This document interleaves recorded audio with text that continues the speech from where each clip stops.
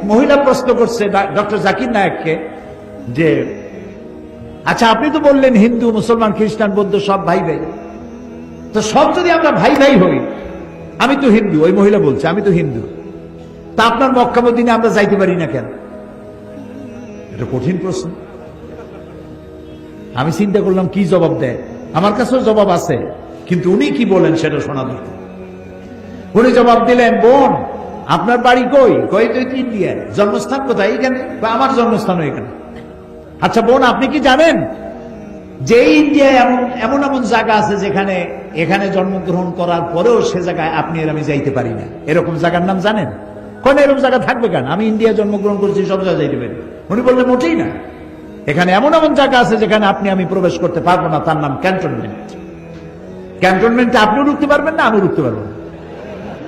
ক্যান্টনমেন্টে ঢুকবে যারা নিরাপত্তার দায়িত্বে, দেশ রক্ষার দায়িত্বে যারা আছে, যে কোনো মুহূর্তে ডাক দিয়ে বলে জান দেওয়ার জন্য, রক্ত দেওয়ার জন্য, জীবন দেওয়ার জন্য ঝাঁপায় পড়বে, সেসব সেনাবাহিনীর জন্যই ক্যান্টনমেন্ট তৈরি করা হয়। ওখানে আপনি আর আমি যাইতে পারবো না। ইসলামেরও একটা ক্যান্টনমেন্ট আছে, সেটার নাম মক্কার মদিনা। ওইখানে ওই সব লোকেরাই যেতে পারে যারা আল্লাহর জন্য জান দিতে পারে, মাল দিতে পারে, রক্ত দিতে পারে। প্রিয় বোন, আপনিও যেতে পারবেন। আপনার পাসপোর্টে একটা ভিসা লাগান, ভিসার নাম লা ইলাহা ইল্লাল্লাহু মুহাম্মাদুর রাসূলুল্লাহ। কালকে আপনি মক্কা মদিনা চলে যান। কি সুন্দর জবাব! আমার খালি দোয়াই আসলো যে আল্লাহ তাআলা কি ব্রেন তুমি তাকে দিয়েছো, সুবহানাল্লাহ।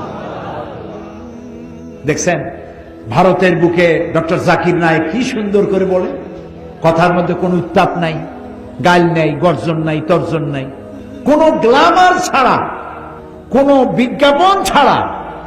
একটা টেলিভিশন চলে একটা ব্যক্তি দিয়া, যার দর্শক সংখ্যা কোটি কোটি, এবং তার শ্রোতারা মূর্খ না, যারা শোনে হাইলি এডুকেটেড পারসন, হাজার হাজার বসে বসে তার কথা শোনে, সুবহানাল্লাহ। তো মানুষকে আপনি বুঝাবেন। আমি একবার লন্ডনে এক বাড়িতে দেখলাম সিলেটি ভাষায় ইনজিল শরীফ। আমি তো অবাক হয়ে গেলাম যে আল্লাহ জিবরাইল দিয়ে সিলেটে আবার ইনজিল বানায়। তো দেখি যে সিলেটি আঞ্চলিক ভাষা ইনজিল এতটুকু, ওর মধ্যে লিখছে ঈসা আলাইহিস সালাম আসলা, টাইম টাইম একখানা গাছের তলায় বসে আসলো, এরকম ভাষা দিয়ে লেখা। তা আমি তার বললাম এটা কি আপনি কিনছেন? কয় না, একজন খ্রিস্টান আমার প্রতিবেশী দিয়ে গেছে। তা আপনি এখানে কত বছর আছেন? কথা প্রায় 30 বছরের মতো। আমি বললাম ভাই 30 বছর আপনি এখানে আছেন, আপনার ঘরে ইনজিল, সিলেটি ভাষায় ইনজিল আপনার ঘরে রেখে গেল, আপনি কি ইংরেজিতে অনুবাদ করা একজন কোরআন শরীফ আপনার খ্রিস্টান প্রতিবেশীকে দিচ্ছেন? কয় না, তা তো দেয়নি।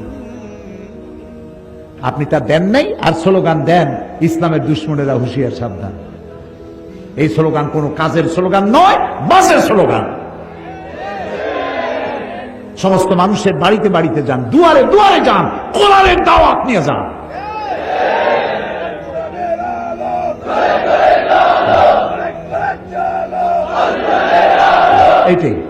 এইটাই স্লোগান।